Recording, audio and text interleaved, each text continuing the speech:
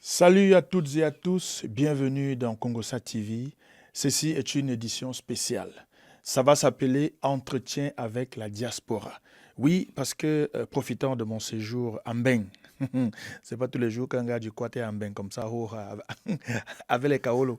Donc, alors, j'ai lancé un appel le dimanche 16 mars à travers une vidéo sur ma page Facebook en invitant tous et toutes les personnes de la diaspora qui veulent venir parler, qui veulent dire quels sont les messages que la diaspora envoie aux Camerounais du Cameroun, quelle est la vision de la diaspora pour le Cameroun de demain, etc. etc. Et voilà. Il y a des gens qui ont écrit, qui ont répondu instantanément le même jour. Et l'une de ces personnes qui a été parmi les premières personnes à solliciter l'entretien a dit que moi je suis là, moi je veux parler, je veux qu'on écoute la voix de la diaspora. Elle est là devant moi et cette personne s'appelle Kamwa la Panthère. Salut bro. Bonjour François. Bonjour Valérie. Bon, bonjour alors Valérie. donc, je te préviens. Ouais, C'est la première fois que je fais des interviews en France. tout à Et fait. quand on dit Kamwa la Panthère, on pense à la basse. Du Exact. coutement, du Oui, coutement. oui, ça, j'assume. Ouais. Tout à Ok. fait. Alors donc, je veux aussi te prévenir que l'entretien, ça va saigner. Oh, j'assume. C'est-à-dire que les questions, ça va être direct, roha. Non, il n'y a pas de souci. De toute façon, si tu as eu l'occasion de me côtoyer ou d'écouter mes lives, Mhm. j'ai pas langue de bois. Ok, Tu le sais. ok, ça marche. Bon, on va commencer par le commencement. C'est quoi ton vrai nom? Jean-Jacques Dibachou Kamwa.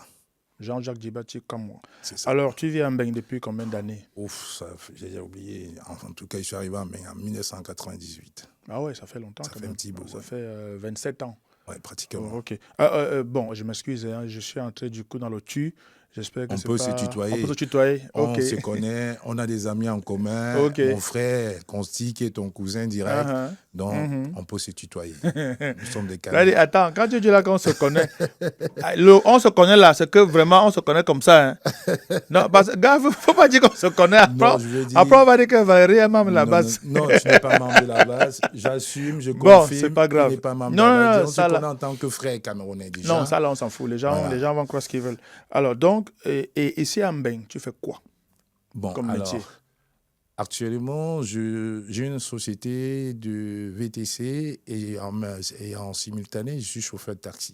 Mhm, ok. Parce que nous, au pays, nous, on sait que les gars qui en Mbeng ici, là, bavardent beaucoup. C'est des voyous. Que quand un gars bavarde beaucoup, que un Il n'a rien à il est faire. sur Facebook, c'est que c'est un vrai chômeur Non. plus.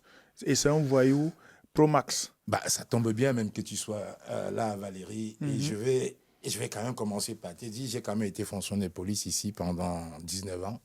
Ok, d'accord. J'ai été fonctionnaire de police pendant 19 ans. Donc tu es un ancien niais Je suis un de ancien Mbeng. d'Embeng et j'ai été viré, hein, il n'y a pas de souci, il y a 2 ans, suite à mon combat d'activiste sur la toile. Mais comme je suis un homme, comme je dis toujours, je profite que tu sois là Mhm. et que tu le montres aux Camerounais là-bas. Parce que quand ils pensent qu'on est là, sur la toile à bavarder, c'est qu'on est des chômeurs, on est des voyous. À toi, je te le présente ici en Mhm. live. Ça, c'est. Voilà. Ok. Donc, je peux voir. Voici mes 4 professionnels. Ok. Actuellement. Conducteur de taxi. Voilà. Et Et là, voici c'est ma carte de VTC. Donc, quand je suis à Paris, je fais le conducteur VTC. VTC. Donc, Voilà. ça, Voilà mes cartes. voilà Conducteur taxi. le métier Que je fais officiel actuellement. Voilà. que Tu les Kamwa as en face. la Panthère fait en Mbeng. Ok, c'est bon. J'ai retiré dans mon Bon, porte-monnaie. Comme ça, ils vont passer. oui, mais attends, là, c'est pas l'entretien d'embauche ici. Hein. Non, non, c'est surtout pour dire. C'est surtout pour dire à mes frères du Cameroun qui passent le temps Je à nous comprends. vilipender. Comme quoi, on passe des journées et des nuits, des voyages parce qu'on travaille pas. Non, non, je travaille. Ok, J'ai une d'accord. société de taxi et j'ai Non, une société moi de j'ai juste dit, VTC. tu sais, quand on est au pays, les Mbenguistes, vous faites trop de direct. Vous êtes en ligne matin, midi, soir. Donc, c'est normal qu'au pays, on se dise, mais si un gars est tout le temps en ligne, il travaille quand? Donc, c'est normal qu'on se pose la question. Alors, pour continuer, au jour d'aujourd'hui, Ouais. quelle est ta nationalité? Ah, je suis français. Tu es français. Je suis français. Est-ce que tu as une carte Elecam? J'ai pas une carte Elecam parce que les Non, dispositions. non, c'est bon. Tu es français. Je suis français. Je te crois. Je crois que tu es Et français. là, ma carte Ok. française. Non, il faut vous montrer parce que vous savez, Ok. les gens, Donc, des fois. Jean-Jacques Voilà. Je suis français. est français. Donc, Français alors, depuis presque 20, 22, 23 ans aujourd'hui. la première question que je vais poser, Ouais. c'est en tant que Français, Oui. est-ce que tu penses que tu as encore le droit de parler des choses du Cameroun? Tout à fait. Je suis légitime de parler du Cameroun. Je suis né au Cameroun, je suis né à Ndongé, mon cordon ombilical est au Cameroun et à Ndongé et en Konsamba. Le président Paul Biya, il y a quelques années, quand il venait ici à la rencontre de la diaspora, il nous avait promis, il a fait des rencontres à l'ambassade, dans des journaux, comme quoi il se battrait pour la nationalité, pour la double nationalité de tous les Camerounais Bon, qui ont reçu notre nationalité. oui, je comprends, Voilà. mais Oui, au jour d'aujourd'hui, c'est-à-dire que là où toi et moi on parle là, tout à fait. la double nationalité n'est pas reconnue au Cameroun. Ça Ouais. veut dire que Oui. quand un Camerounais prend une autre nationalité, Tout à fait. de facto, il renonce à sa nationalité camerounaise. Ça, c'est comme ça que la loi prévoit. C'est la loi camerounaise. Ok, donc ça veut dire que maintenant, Oui, techniquement, là, j'ai en face de moi un Français. oui. Et je repose ma question.